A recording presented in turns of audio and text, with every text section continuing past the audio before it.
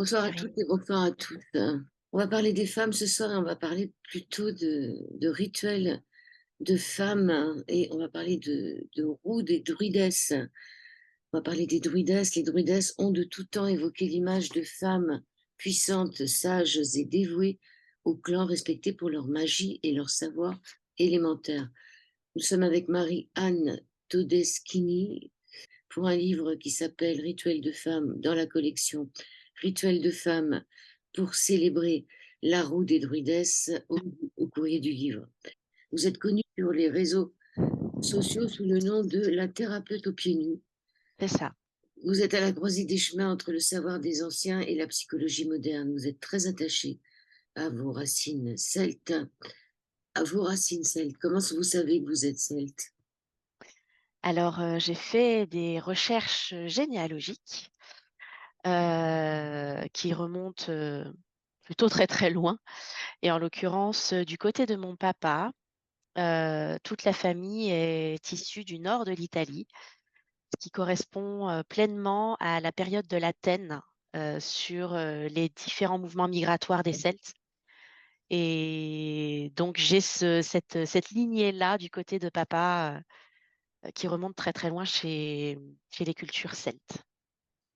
Oui, on pourrait se demander ce que faisaient les Celtes en Italie. Moi, j'aurais pensé plutôt que c'est l'Irlande. Alors c'est plutôt le schéma qu'on retrouve habituellement, hein, de se dire que les Celtes sont en Grande-Bretagne et qu'ils viennent de Grande-Bretagne. Or, pas du tout. Les Celtes initiaux, originaux, viennent du centre de l'Europe et ont eu trois grands mouvements migratoires. Le dernier étant celui de l'Athènes. Et c'est ce qui les a amenés, du coup, à aller sur la Suisse, le nord de l'Italie, la France, l'Espagne, le Portugal, puis à remonter sur les îles de Grande-Bretagne.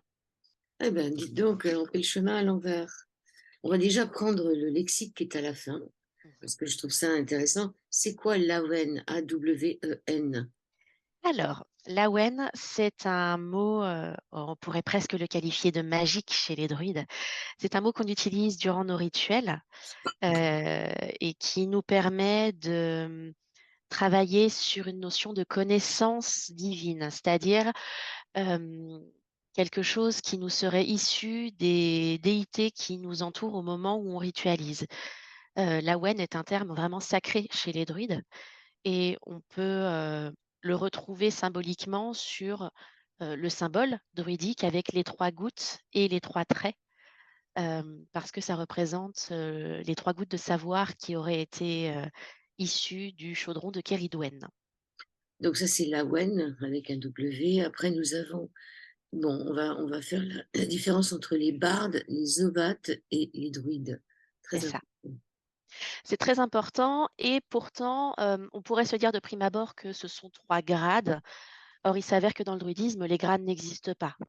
Un barde est égal à un druide, un novate est égal à un druide. C'est juste que les savoirs ne sont pas les mêmes et ne sont pas aussi complets fonction du statut. Mais on est obligé de passer par l'apprentissage du barde, puis l'apprentissage de l'ovate pour pouvoir, à un moment donné, être druide à son tour. Le barde va être orienté sur l'étude des mots, des légendes. C'est d'ailleurs grâce au barde qu'on a des traces historiques des Celtes et des druides en particulier, parce que c'est une tradition purement orale. L'ovate va être celui plutôt qui va s'orienter sur le soin élémentaire, sur euh, l'apport des plantes, de la nature en général, sur la santé, sur les énergies, sur euh, tout ce qui va être prédiction aussi. On est vraiment sur une notion oraculaire. Et le druide va rassembler ces deux apprentissages et y rajouter, si je peux l'évoquer comme ça, une couche philosophique et politique, puisque dans l'Antiquité, il n'existait pas de roi sans son druide à ses côtés. Ok, le barde ou la barde, on le trouve dans Astérix, c'est celui qui chante qui chante faux, c'est ça. Par exemple, voilà. Voilà. Est-ce qu'on peut être, on peut être la barde, hein, on peut être, Oui, c'est féminin ou masculin. oui, oui, tout à fait. C'est pour ça qu'on dit druide et druidesse. Alors ensuite, nous avons le chaudron, ce fameux chaudron magique. Mmh. Le chaudron, c'est un symbole très puissant aussi, hein, chez les druides, puisqu'il représente, le Brued Keridwen, donc cette notion de temporalité qu'il faut pour pouvoir acquérir une certaine forme de savoir. Il y représente aussi la matrice féminine, dans ce qu'il y a de destruction et renaissance. Il va y avoir aussi, toute cette notion de transformation, d'alchimie.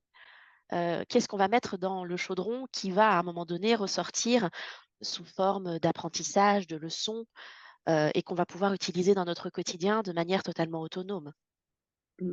Vous dites aussi que c'est dans le chaudron que la druidesse dépose ses craintes lors de certains rituels, comme lors du rayon de Samaïn. C'est ça, tout à fait.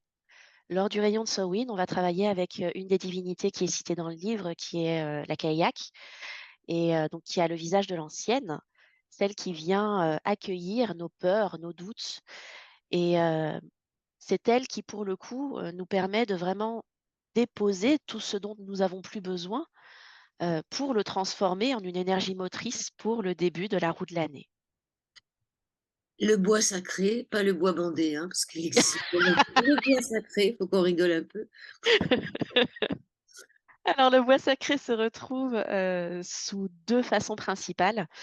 La première, c'est véritablement dans la matière, hein, dehors, en trouvant, une clairière à l'extérieur, dans la forêt, où on va se sentir véritablement ancré, à l'aise, comme à la maison, quelque part et où on va pouvoir, prendre un temps de méditation, d'observation, et se sentir, pleinement intégré à la nature environnante et à ce que les éléments autour de nous peuvent nous apporter. Et puis, il y a le bois sacré de l'intérieur, que l'on va se créer durant des méditations, hem, peut-être un peu plus poussées et au fil, de l'apprentissage aussi, du chemin du druide, hem, où on n'est pas forcément obligé d'avoir de la nature autour de nous puisque la nature, fondamentalement, on apprend à la voir à l'intérieur de soi et on va y créer cet espace sacré, ce bois sacré à l'intérieur.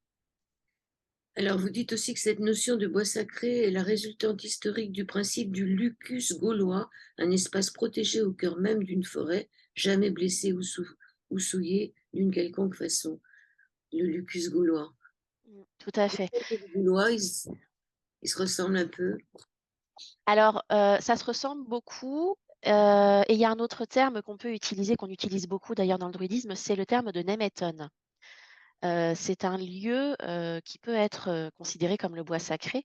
C'est vraiment un espace, sur lequel il n'y aura pas eu de modification autre que celle que nous avons décidée nous, et qui restera le plus sauvage possible et qui sera évolutif fonction des besoins, soit du rituel, soit de nos besoins à nous, à l'instant où nous rejoignons ce Nemeton. Alors le dernier mot, j'arrive pas à le dire, c'est Nwyrvre. J'ose pas le prononcer. Essayez pour voir. Comment vous le Dire, diriez? dire, La Nuivre, la nouivre, c'est ça. la nouivre, c'est presque comme la vouivre. Eh beh, il y a un petit lien à ça, effectivement. Alors, la Nuivre, ça va être, au premier sens de la chose, le firmament. Donc c'est ce que le ciel, les étoiles, vont pouvoir nous apporter d'inspiration et vont pouvoir nous déposer d'énergie à l'intérieur de nous. La Nuivre, c'est, hem, l'énergie qui circule à l'intérieur de nous, qui va avoir, parfois des grands moments de pulsion où on va se sentir très vivant, où on va avoir une créativité débordante et des moments où elle sera plus douce, plus basse, en respectant, bah, par exemple, les énergies de l'hiver où on est en plein dedans en ce moment, où elle nécessite, de se replier un peu sur elle-même et elle va nous mener à l'introspection. Là où je dis que ça ressemble quand même pas mal à la vouivre et vous avez totalement raison, c'est que la vouivre, historiquement, est une forme draconide, qui a tendance, lorsqu'elle a besoin de retrouver ses forces, à se recroqueviller sur elle-même. Donc on retrouve un petit peu cette idée de serpent, dragon, mettez le terme que vous voulez, qui, voilà, se remet en boule et qui attend son heure pour de nouveau être dans l'expansion.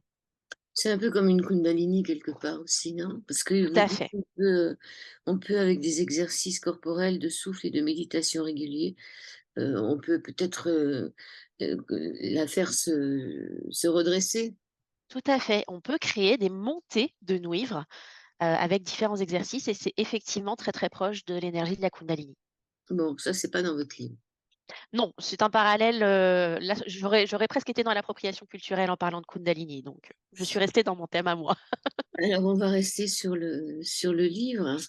J'adore cette phrase, je sais pas si elle est de vous: «Lorsque tu ne sais pas où tu vas, arrête-toi, retourne-toi et regarde d'où tu viens». Elle est de vous? C'est mon papa qui me disait ça. Alors j'ignore si c'est de lui, mais c'est une phrase qui m'a beaucoup soutenue, durant toute ma vie. Il y a vraiment cette idée de, c'est pas grave de se sentir perdu à certains moments, du moment qu'on se souvient où sont nos racines et où l'on veut que nos branches se déploient. Au bout de l'année, elle commence, chez les Celtes, on va dire au 1er novembre, du 31 octobre au 2 novembre, le rayon de Samhain, mmh. Samhain.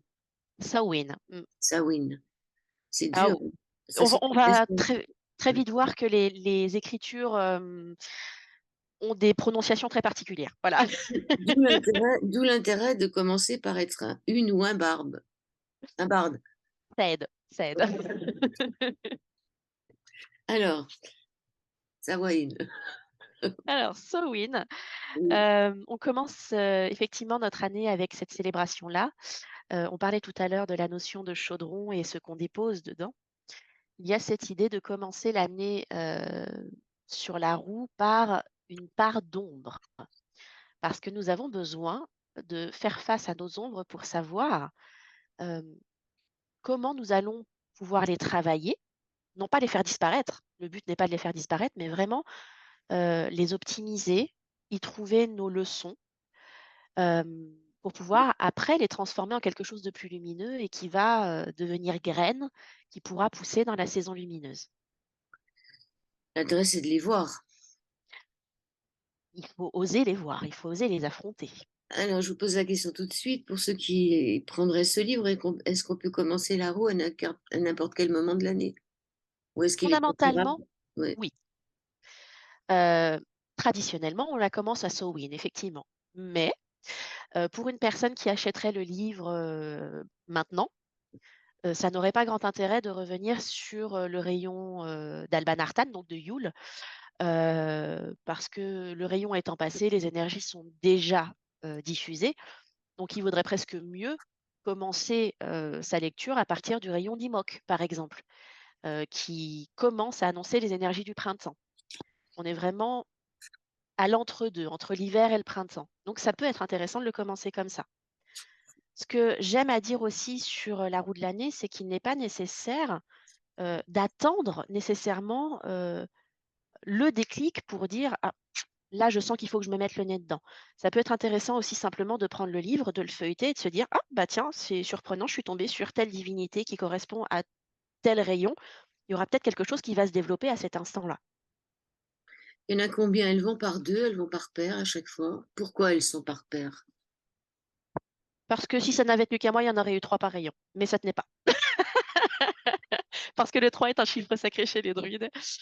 Elles vont par paires parce que, en étant tout à fait transparente, j'ai voulu ne pas laisser un rayon par divinité. Je voulais vraiment que les enseignements puissent être complémentaires et par expérience, s'appuyer uniquement sur une déité en particulier pour, un apprentissage de rayon, c'est très limitant. Elles apportent toutes quelque chose de différent.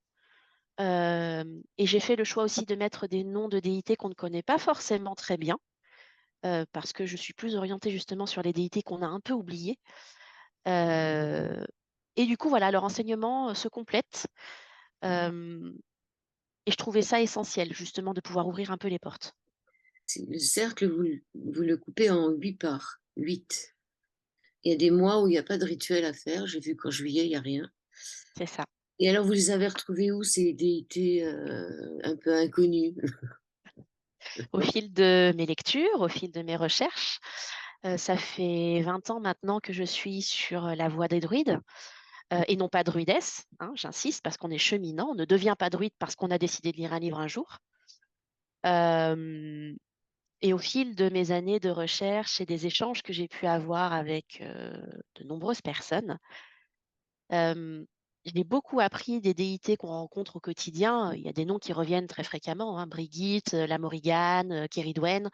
Ce sont des déités celtes qu'on voit partout aujourd'hui. Euh, mais c'était presque devenu trop commun, si je peux me permettre, et on y voyait tout et n'importe quoi. Donc j'ai préféré aller sur un plan plus archéologique, plus sociologique par moment, et véritablement aller chercher les déités qu'on avait oubliées pour redorer un peu leur blason. Et donc j'ai fait énormément de recherches avec des historiens, entre autres, pour aller gratter un petit peu le fond et voir qui je pouvais trouver derrière. Alors, une question que je vais vous poser, est-ce qu'il n'y a que des femmes dans ces histoires-là ou est-ce qu'il y a aussi des hommes? Dans le livre, on est très orienté sur les femmes, donc il n'y aura que les femmes, puisque ce sont des rituels de femmes. Mm. Mais en vérité, on a beaucoup de déités masculines dans la cosmogonie celte. Et il y a des noms pareils qui sont très connus, hein. On peut Mm. parler du Dagda, on peut parler Le de loup. Cernunnos, de Lug. Oui, le loup. Euh, voilà, ce sont des déités masculines qu'on retrouve très facilement aussi. Et pour le coup, moi-même, dans mes ritualisations, je ne m'oriente pas que sur les ritualisations autour des déités féminines. Alors, qu'est-ce qu'une druidesse aujourd'hui? Qu'est-ce que vous faites? Est-ce que vous avez des cercles, des endroits où vous vous réunissez en cachette dans les bois avec un chaudron magique?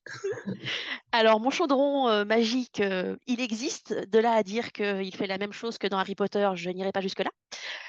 Ma clairière existe aussi. Je tiens ce qu'on appelle un site groupe. En fait, il existe deux possibilités de se retrouver entre cheminants.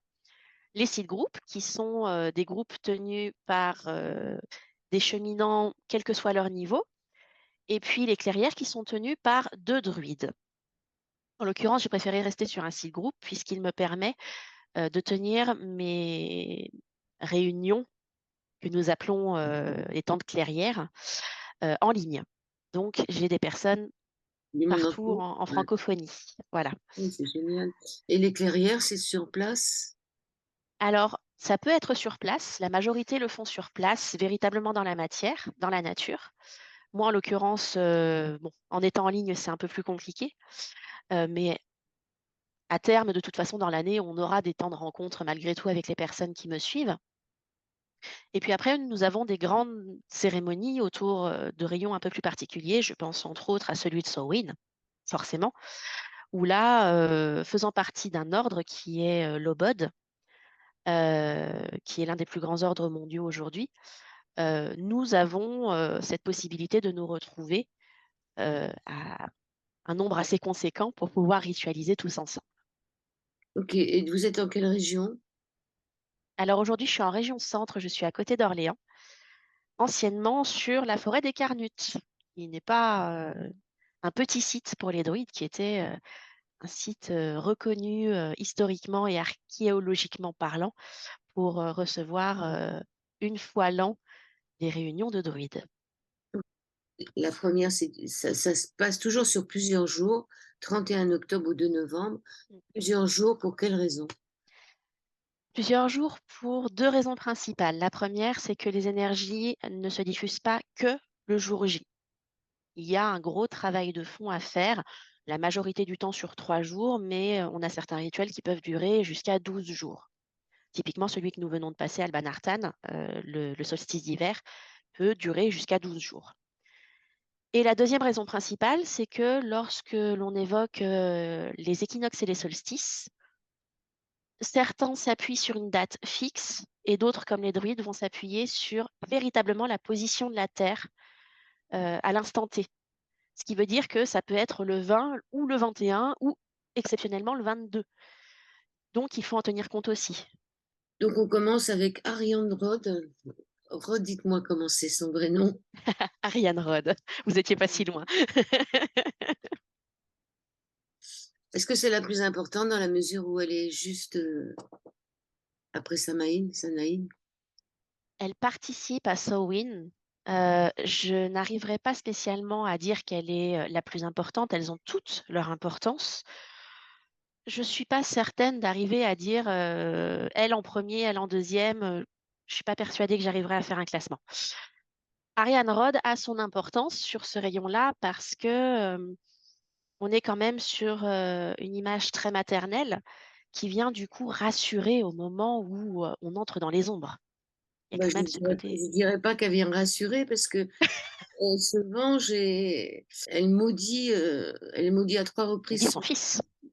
donc je pense pas quand on lit ça, on se dit: «Mais quelle mère va maudire ainsi ses enfants?» Racontez un peu l'histoire de Alors Ariane Roth, pour le coup, est véritablement une femme dans l'image de l'incompréhension la plus totale. C'est pour ça qu'elle est que ça commence. fascinante à étudier. Ariane Rod, effectivement, a maudit à 3 reprises Luke. Je vais juste utiliser des prononciations plus faciles pour que tout le monde les comprenne. Donc, Lug. Ce n'était pas spécialement dans l'idée de lui porter préjudice, mais parce que on lui a retiré Lug et par extension, elle a estimé que puisqu'elle n'avait plus la possibilité d'être véritablement mère, personne d'autre ne le pourrait. Et il y a derrière ça une notion culturelle chez les Celtes, à savoir que les 3 malédictions qu'elle lui a adressées sont les 3 pouvoirs que tout individu devrait avoir pour exister pleinement. C'est quand même très symbolique en tant que mère que de retirer la possibilité d'être un individu à part entière, en dehors de sa mère. C'est pas rien. À savoir, ne pas avoir de nom. Ne pas avoir de nom, ne pas avoir d'armes et ne pas avoir possibilité d'avoir une descendance. De se reproduire. C'est ça. Ce fameux Loug qui est très, très connu à l'UG là, c'est qui lui? C'est un des premiers, enfin c'est un des Alors, on le retrouve chez les proto-celtes, effectivement. Il est arrivé très très tôt dans la cosmogonie, pardon. Et on l'associe fréquemment à la lumière, au soleil, à la connaissance, à la poésie. Son surnom d'ailleurs, c'est le Polytechnicien parce qu'il a énormément de valeurs, de possibilités différentes à développer lorsque l'on s'oriente sur son savoir à lui. Voilà. Et Lug c'est un dieu qu'on retrouve très facilement en Gaule pour le coup, puisque si on revient sur un plan archéologique, Lugdunum, c'était Lyon. ouais. Lugdunum veut dire la colline de Lug. Eh ben, dites donc, on en apprend des choses avec vous. Alors il y a dans le livre, vous décrivez un peu, la druidesse, j'allais dire la déesse, mais c'est un peu la même chose et après donc il y a une méditation et puis il y a des questions qu'on peut se poser. Quels sont les clichés que vous imposez autour de l'image de la mère? Ça, c'est important aussi et donc c'est des questions qu'on peut se poser. Quelle valeur donnez-vous à la connaissance et à la transmission? Et comment vous y prenez-vous au quotidien pour trouver vos réponses? Il y a des rituels aussi à faire. Donc le rituel, ça sera ouvrir le passage entre les mondes en ce qui concerne cette déesse-là. La deuxième qui lui est accolée, qui est toujours du 31 octobre au 2 novembre, Sériwen, comment vous dites? Kéridwen. Le C se prononce G, c'est ça? Kéridwen. Kéridwen. Mm. Là, se laisser inspirer par la nature. Alors, se laisser inspirer par la nature, parce qu'on parlait tout à l'heure du chaudron. La déesse la plus proche de cette notion de chaudron, c'est Kéridwen. Et là aussi, elle a une image maternelle un peu paradoxale. Son chaudron, en fait, son but à elle, c'est de pouvoir créer un brouet qui va permettre à l'un de ses 2 enfants, puisqu'elle a une fille dont on dit qu'elle est aussi belle que le soleil, et un fils qui est le plus laid de tout le territoire celte. Et à défaut de beauté, elle aimerait donner ce savoir absolu, la Wen, à son fils. Et le brouet sert à ça dans son chaudron. Or, il s'avère qu'il faut 1 an et 1 jour pour que le brouet soit prêt et que malgré tout, Keridwen a d'autres choses à faire. Donc, elle va aller dans les bois trouver Guyonbach, qui est un jeune homme un peu perdu dans la forêt, et elle va lui imposer de prendre soin de ce brouet pendant 1 an et 1 jour en son nom. Derrière ça, il y a quand même cette idée de la mère qui veut le meilleur pour son fils. La mère qui veut que son fils, malgré sa laideur, soit reconnu pour une forme de sagesse et de transmission. Et pour autant, manque de chance, au tout dernier jour, 3 gouttes vont sauter du chaudron et vont tomber sur le pouce de Guyonbach, qui par réflexe va porter ce pouce à sa bouche et donc absorber les 3 gouttes d'Awen. Manque de bol, du coup, c'est lui qui va l'avoir, ce fameux Awen, et pas le fils de Keridwen. Et par vengeance, elle va poursuivre Guyonbach en se transformant tour à tour en différents animaux, puisque lui, ayant l'Awen, a appris aussi à devenir métamorphe, jusqu'à réussir à l'avaler. Et durant tout le temps des 9 mois où elle va l'avoir à l'intérieur d'elle, donc on est quand même déjà sur une notion de la matrice de la femme, qu'est-ce qu'elle transforme, qu'est-ce qu'elle alchimise, elle va n'avoir qu'une envie, c'est détruire cet enfant qui pousse en elle et qui a trahi son propre fils, même involontairement. Et au final, quand Guyonne va naître, elle va malgré tout l'allaiter, prendre soin de lui, et elle finira par le mettre dans une poche en cuir qu'elle abandonnera à la mer pour lui donner une chance de survie. Et il sera recueilli par un prince qui se rendra compte du potentiel de cet enfant. Et cet enfant, Guyonne, deviendra le premier barde de l'histoire. Oui, cette histoire d'enfant qu'on confie aux eaux et tout, c'est souvent dans toutes les mythologies. Alors, le questionnement qu'on a quand on a fait la méditation, avez-vous la sensation d'avoir hérité de la nature et pas de vos lignées? Ça, c'est important. Des fois, on a l'impression qu'on n'est pas dans la bonne famille.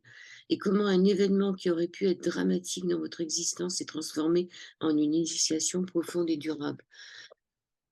Allez, on passe sur le rayon de Yule. C'est Mhm. ça. Yule ou Alban Artan, effectivement. Alors là, on est du 19 au 23 décembre. C'était le rituel que vous avez fait le mois dernier. Tout à fait. Chez les druides, cette célébration signifie la lumière d'Arthur. Oui, on est sur un retour aux légendes arthuriennes, pardon, en sachant qu'Alban Artan est un terme qui n'a été utilisé qu'à partir du XVIIIe siècle. Donc, il a été fortement influencé par cette idée de transmission qu'il y a pu avoir autour des légendes arthuriennes, qui ont été légèrement christianisées, avec toute la notion de Graal.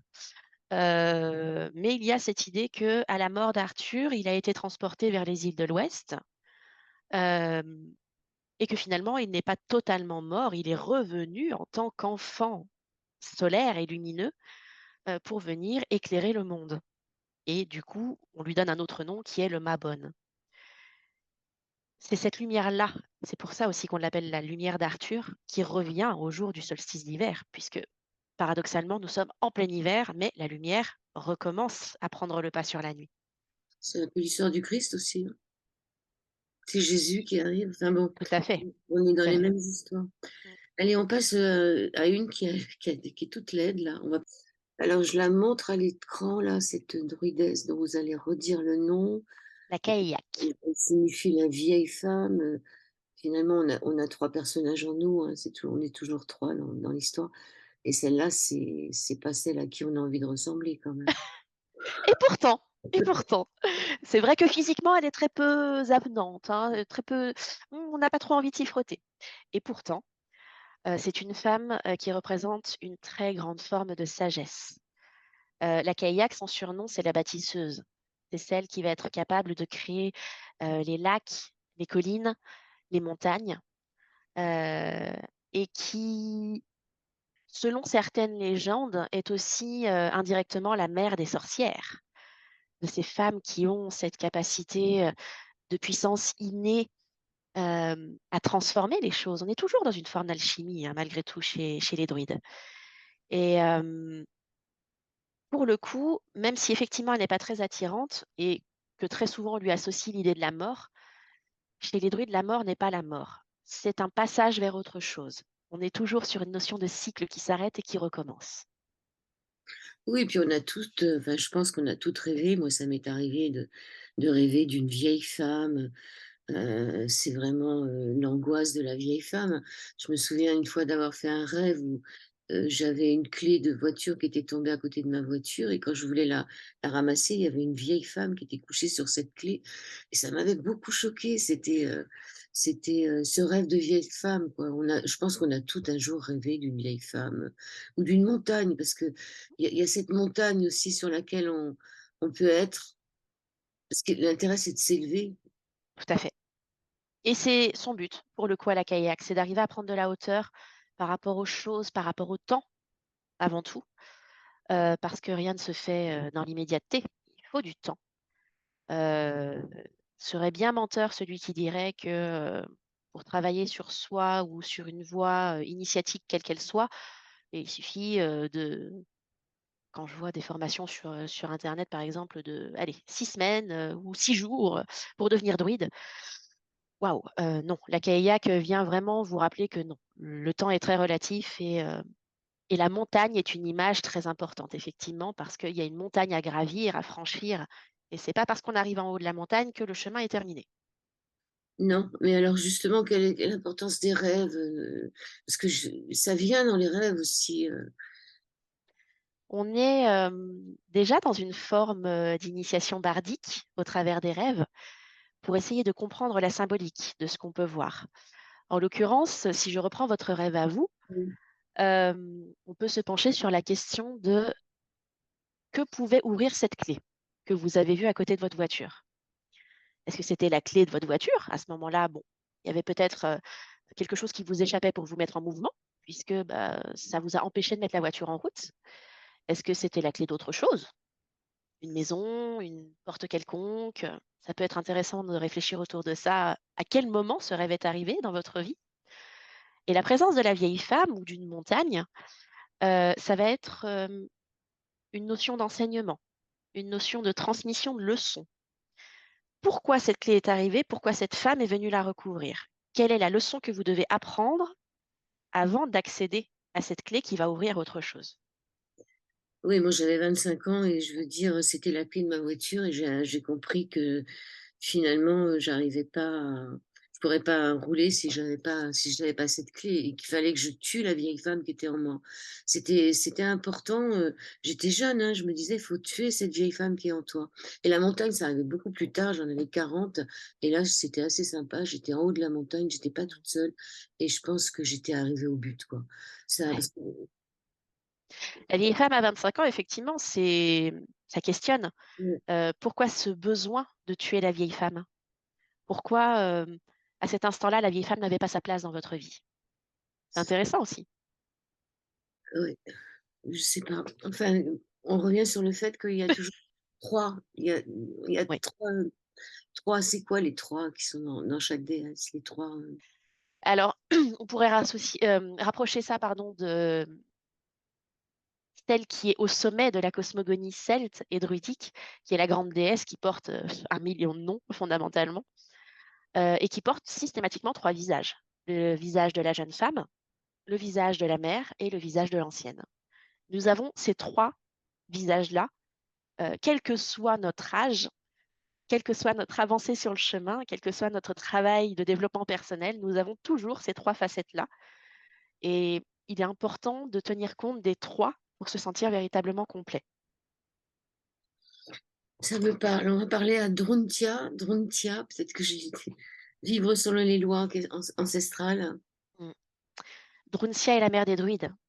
Et ça fait partie, paradoxalement, malgré son statut de mère des druides, de ces divinités qui aujourd'hui sont un peu oubliées. Ça peut paraître surprenant, mais c'est un nom qui ne revient pas tant que ça, Druncia. Euh, on l'a dit, reine parmi les reines, de par son savoir, de par ses connaissances. Elle est assez secrète, assez cachée. Elle ne se révèle pas facilement. Et elle a surtout ce rôle très initiatique parce que en dessous de Drunsia, on retrouve ce qu'on appelle les dryades.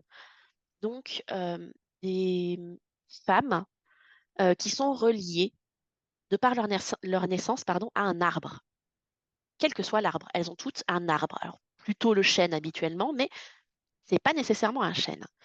Et si l'arbre meurt ou qu'il est coupé, la dryade meurt aussi. Il y a encore une fois une symbolique très forte de notre reliance en tant qu'individu, humain, animal, à ce que la nature et les autres règnes peuvent nous apporter et ce qu'on peut apprendre d'eux. Alors, à la page 65, les questions qu'on peut se poser, ai-je un lien particulier avec un arbre, une plante, une fleur, un buisson et comment se manifeste-t-il? Quelles sont les qualités, les spécialités de cet arbre? Et là, je vais montrer tout en bas, je ne sais pas si les gens pourront lire, si ça passe à l'envers, mais il y a le calendrier des arbres. Mm. Est-ce que ça passe? C'est bon, c'est dans le bon sens.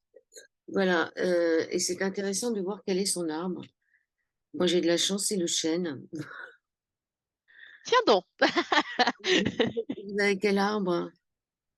Alors moi, je suis du 15 juillet, donc je suis sur le août, Sur le ou, et vous êtes juste après moi. Ça s'arrête au 7, le chêne. On va passer au rayon d'Imbolc. qu'on prononce Imok. Là, on est du 1er au 2 février, ça va arriver, là, finalement, c'est ce que vous allez faire. Tout à fait. Vous avez été Imok, confié en janvier, il n'y avait rien en janvier. non. Alors on a globalement un rituel toutes les 6 semaines, à peu près. Donc effectivement, il y a des mois où on n'a rien du tout. Donc, 1er et 2 février, Mm. deux druidesses. Dites les noms, j'aurais l'air moins ridicule. Vous n'êtes pas ridicule. Sauf que la deuxième, c'est Brigitte, quand même, c'est là, Donc effectivement, on a Brigitte, Brigitte. qu'on peut prononcer aussi à la française, hein, Brigitte, ça marche aussi. Et on a Dana. Brigitte va être plutôt sur une idée de travail élémentaire, puisqu'elle a cet avantage de travailler aussi bien le feu que l'eau.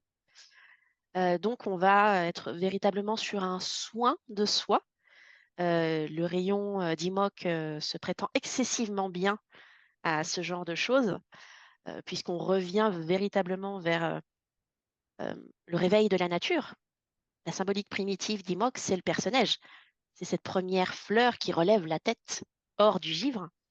Et effectivement, Brigitte est très orientée sur qu'est-ce que je vais pouvoir mettre en place dans mon corps pour me sentir plus sereine, plus à l'aise et comment je vais pouvoir soigner ces parts de mon corps qui auront eu à souffrir pendant l'hiver. Et Dana, par contre, sera plutôt sur une notion de fertilité, puisque Dana, qu'on appelle aussi Anna ou Danu, euh, c'est, selon la légende, la mère d'une tribu que beaucoup connaissent s'ils se penchent sur le celtisme, qui est la tribu des Tuatha des Danann, qui sont les premiers à être arrivés sur les terres d'Irlande et qui ont fertilisé l'Irlande.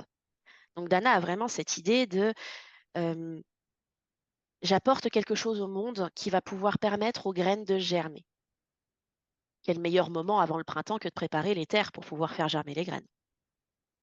À l'époque, il y avait des processions qui se tenaient dans les rues, assurées par des jeunes filles des villages, drapées de blanc et portant fièrement leurs poupées qu'elles avaient confectionnées. C'était bien. Finalement, il y avait tout un tas de rituels dans les campagnes. Oui, et ça Et existe toujours. ça existe Euh, toujours. Ça existe toujours. Alors, c'est moins documenté aujourd'hui parce que on est devenu une civilisation qui, paradoxalement, a ce besoin de revenir aux anciennes voies, mais qui se méfie beaucoup de ce qui peut paraître de près ou de loin s'approchant de la sorcellerie, alors que ce n'est pas du tout. Ce sont vraiment deux mouvements bien distincts. Et on continue à avoir, alors plutôt dans les campagnes, effectivement, moi qui ai grandi dans le Jura, ça fait partie des choses qui existent encore dans le Jura, ces processions-là. Les poupées. Les poupées, on continue à les faire. Les brideates, on les appelle. On va avoir aussi, alors sur d'autres ritualisations, hein, mais par exemple pour Yule, cette idée d'allumer les feux en haut des collines et que d'une colline à l'autre, on voit les feux s'allumer progressivement pour créer une ligne de lumière, en fait. Ça existe encore, ça. C'est génial. On parle de Brigitte, Finande Brigide, parce que c'est peut-être celle qui est la plus connue aussi de toutes les Oui. druidesses.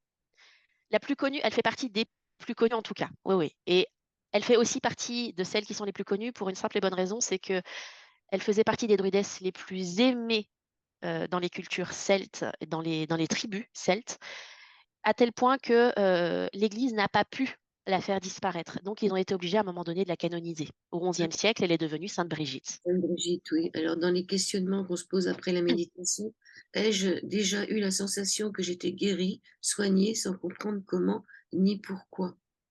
Ai-je tendance à sentir un lien particulier avec un élément donné comme l'eau, l'air, la terre, le feu, et si oui, lequel? Suis-je capable de sentir certaines choses subtiles, des vibrations dans le sol ou en touchant les gens, des émotions qui ne m'appartiennent pas en entrant dans un lieu?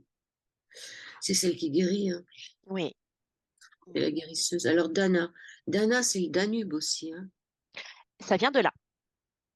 C'est quand Et même. finalement, quand on y réfléchit, le Danube, c'est aussi une preuve que les Celtes sont partis d'Europe centrale. Ils sont où maintenant les Celtes? Un peu partout. On les retrouve partout.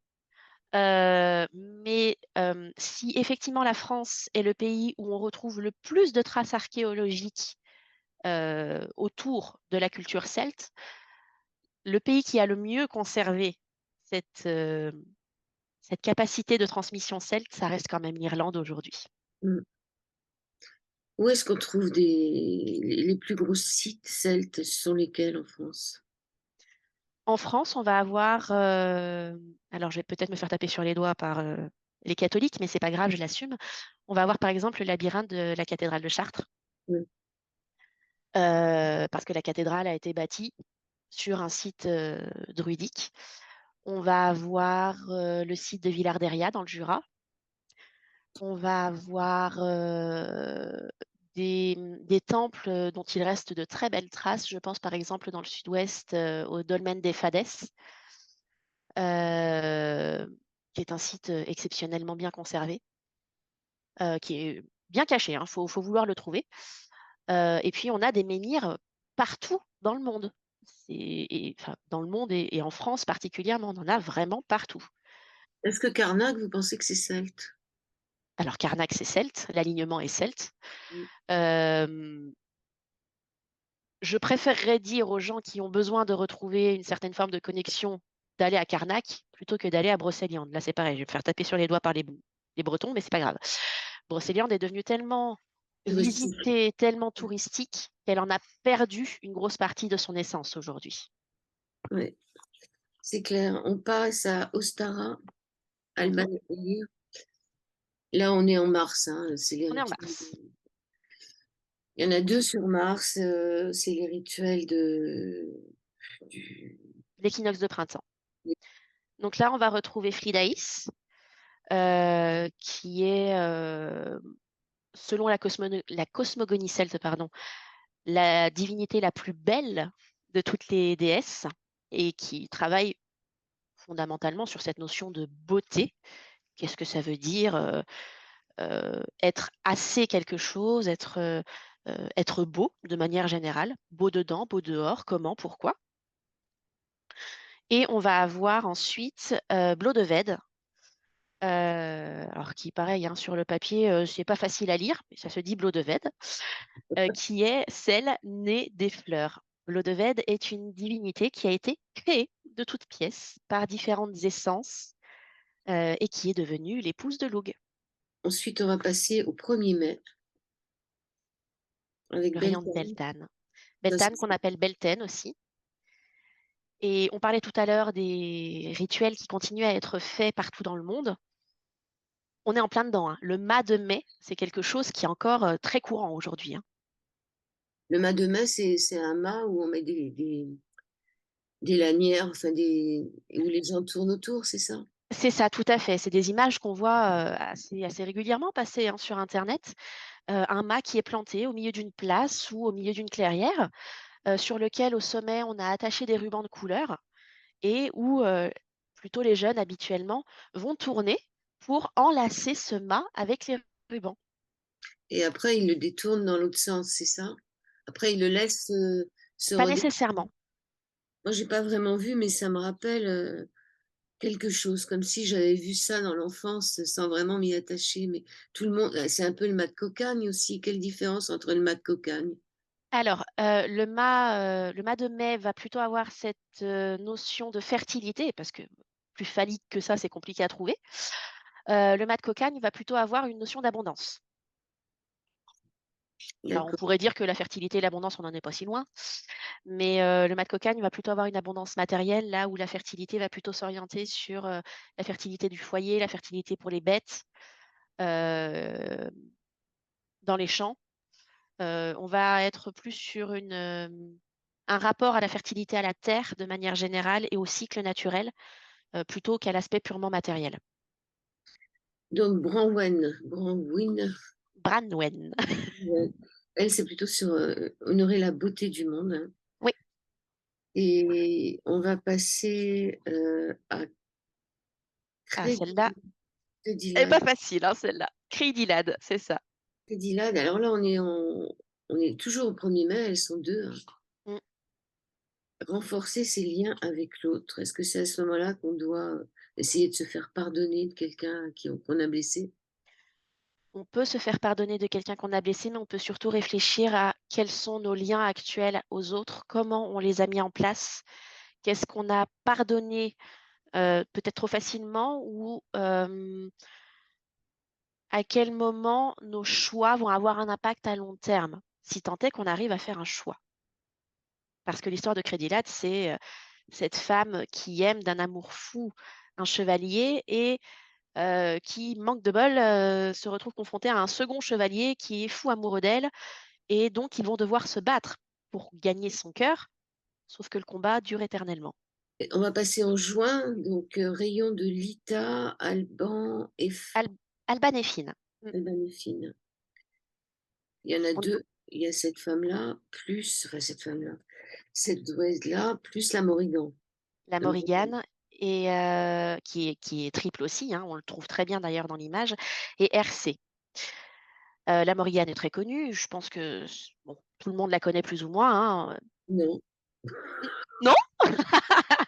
La Morrigan est connue pour être la divinité très schématiquement de la guerre, mais en fait elle est beaucoup plus complexe que ça. Elle va être dans une démarche de qu'est-ce que je vais pouvoir mettre en place pour éviter la guerre. Si je me lance en guerre, c'est que je n'ai plus d'autre choix. D'où le fait que dans ce livre-là, en tout cas, je l'ai voulu souveraine de l'existence pour définir euh, à quel moment je dois vraiment m'affirmer, m'ancrer dans quelque chose, euh, à quel moment je dois accepter ces parts de moi qui parfois me font peur, et est-ce que je suis en pleine congruence dans mon existence? Est-ce que véritablement je m'autorise à certains moments à dire non, ça ne me convient pas, et qu'est-ce que je mets en place pour affirmer le non, ça ne me convient pas? Oui, je vais la montrer. Elle n'est pas non plus. On n'a pas franchement envie de lui serrer la main. C'est pas la plus douce, non. Il y a aussi une question que je voulais vous poser parce que euh, dans les invitations du rayon, de n'importe quel rayon, vous parlez du premier, du deuxième et du troisième caillou. C'est quoi ces cailloux-là? Ces cailloux sont des axes de réflexion. Euh, Typiquement, ce sont des choses qui nous questionnent lorsqu'on entre en initiation druidique. Chaque rayon est l'occasion effectivement de ritualiser, mais pas que. Le but n'est pas que de dire j'allume mes bougies, je vais dans mon cercle, je retrouve mes camarades cheminants et on dit nos prières, on dit nos intentions et on s'arrête là.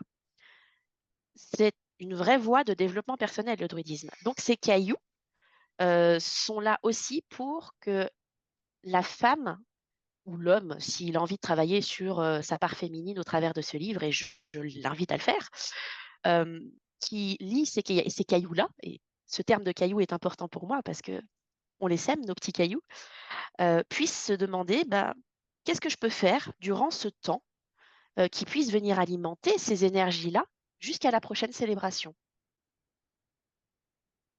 Je connais. Mais là, on passe en août, on n'a rien en juillet, avec le rayon de Lugnasad. Lunasa. Donc, on va y retrouver Hermide. Voilà. Pardon. Et Her- Hermide. Donc, Hermide, c'est don d'herboriste. tout à fait. Hermide, on va véritablement être sur cette capacité qu'on va avoir à travailler autour des soins naturels. Hermide est la divinité qui connaissait toutes les énergies et toutes les possibilités des plantes. Il s'avère que voilà, son expérience terrestre a été compliquée, que elle-même a subi un gros revers du destin et que là où elle aurait voulu pouvoir transmettre cette connaissance immense des plantes aux hommes, elle en a été empêchée. Donc, c'est à ses côtés, à elle, qu'on va pouvoir s'orienter sur une notion d'herboristerie. Alors, avec beaucoup de recul, parce que je maintiens que les plantes ne se manipulent pas, ne s'utilisent pas n'importe comment, et qu'on est déjà sur une formation d'ovate. Mais ça permet aussi de remettre un petit peu au centre des choses que nous sommes en tant qu'humains dans le règne animal, mais qu'il en existe d'autres et que tout est interconnecté. D'accord, et il y a Brigantia. Brigantia, oui. Brigantia, c'est la brigante. On voit brigand là-dedans, je sais pas. On pourrait potentiellement la voir un peu comme ça. C'est une déité très orientée sur la lumière. Elle pourrait être un peu associée à Lugh, pour le coup, puisque bah, Lunasa, on a le nom de Lugh hein, dans cette célébration. D'ailleurs, paradoxalement, on parle très souvent de Lugh au moment de Lunasa, mais en vérité, c'est Eithne, c'est sa mère adoptive, qu'on célèbre plutôt que lui, à proprement parler. Et Brigantia va avoir une notion de réciprocité, c'est-à-dire qu'on n'a rien sans rien. On est sur quelque chose qui se veut plutôt fluide, puisqu'on est sur la fin des récoltes. On est sur euh, ce que j'ai planté aujourd'hui, je le récupère. Alors, quelles que soient les graines, hein, en bon comme en mauvais, on le récupère d'une manière ou d'une autre. Et elle venait justement travailler cette notion de justesse autour de la récupération des graines plantées, donc la récolte. Si la récolte est mauvaise, c'est qu'à un moment donné, on a raté quelque chose. Il y a quelque chose qui nous a échappé. Et quelque part, sa leçon première à elle, c'est qu'est-ce qu'on doit donner ou sacrifier pour être certain que l'équilibre soit là et que les graines qui vont amener à une récolte durable soient les meilleures. Il y a une notion d'équilibre avec elle. Ouais, et donc on passe au 19-23 septembre. C'est là où on récolte, hein, finalement, vraiment en septembre. Hein. C'est la fin de la récolte. Alors aujourd'hui, bon, je vous dirais que les saisons sont tellement abîmées que maintenant les récoltes se font fin juillet, ce qui est un peu dommage. Mais bon, il faut aussi suivre ce que les plantes nous disent. Je suis la première à le regretter. Mais effectivement, le rayon d'Alban Elfed, on est sur les tout derniers cadeaux que la nature va pouvoir nous apporter. Ce qui ne veut pas dire nécessairement ce qu'on va récolter dans les champs, mais aussi les derniers rayons de lumière, parce qu'on est sur une lumière descendante, on revient progressivement à la saison sombre. On va être sur déjà anticiper comment on va pouvoir passer cette saison sombre et l'hiver, Mm. comment on va survivre à ces temps plus rudes. Il y a une grosse anticipation au moment du rayon d'Alban Elfed. Oui, on trouve aussi l'ours, enfin cette femme ours. Les ours, on sait que ça hiberne. Donc, il y a cette histoire de lumière et d'ombre qui va nous attendre un peu plus tard avec cette femme aussi. Mm. Comment elle s'appelle? Alors, l'ours, c'est Arcio et cette femme-là, c'est Skatak. Alors, autant Arcio va avoir une énergie plutôt douce, accompagnante, d'ours primitive. Donc, elle va avoir ce comportement d'ours, à savoir euh, accompagner ses petits, mais sans forcément les chouchouter comme le ferait une mère louve, par exemple. Le petit doit se confronter à la rigueur de la nature et aux limites de la nature. Donc, elle va apporter cette lumière dans l'ombre. Là où Skatak, par contre, et j'en parle avec beaucoup plus de passion parce que pour le coup, c'est ma déesse tutélaire, est excessivement puissante, a des aspects très violents et difficiles d'accès. Et elle a un côté guerrier très affirmé. Si on devait la comparer, elle et ses filles, avec de très gros guillemets, à quelque chose qui parlerait peut-être un peu plus à tout le monde, ça pourrait être les Amazones. Mm. On est sur une énergie très frontale, mais très juste, Alors, c'est quoi une déesse tutélaire? Ouais, une déesse euh, tutélaire. tutélaire. Alors, selon l'avancée sur le chemin, la déesse tutélaire peut changer.